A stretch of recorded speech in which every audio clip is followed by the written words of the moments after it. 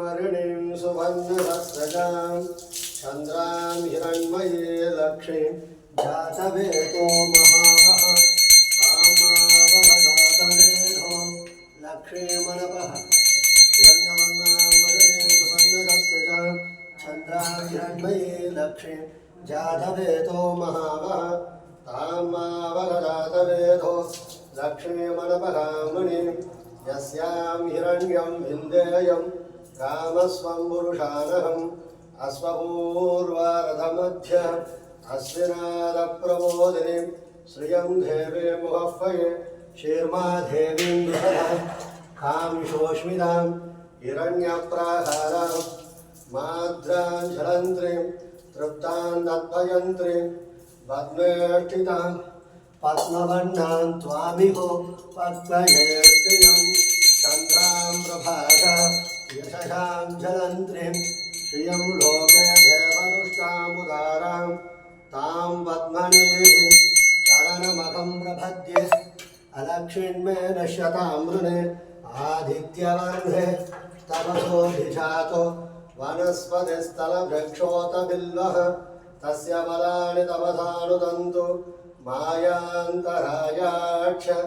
भाष्या लक्ष्मीः उभयतुमाधेवसः कीर्तिक्षमणिना सह प्रातुद्भूतो स्विराटेऽस्मिन् कीर्तिमुज्जन् ददातु मे चुट्विवादामलान्धेष्ट अलक्षेन्नाशयाम्यहम् अपोतिमधमुद्धं च शर्वान् निह्नत मे गृहात् गन्धद्वारा दुरादर्शां नित्यपुष्टां करीषणिम् ईश्वरीगं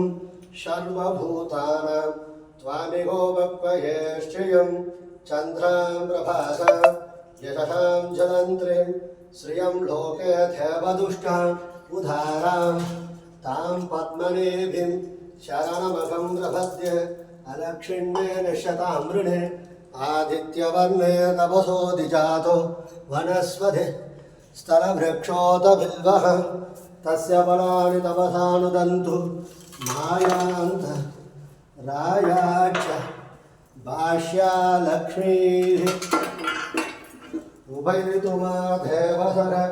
कीर्तिक्षमणिना सह प्रातुद्भूतोऽस्मिराजेऽस्मिन् कीर्तिमुज्जन् ददातु मे क्षुद्विभासां मलान्धेष्ट अलक्षेन्नाशयाम्यहम् अपोतिमधमुद्धं च शर्वान् निह्नत मे गृहात्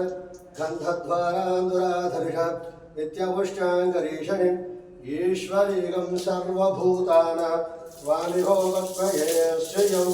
चन्द्रां प्रभासां यशसां जलन्त्रीं श्रियं लोके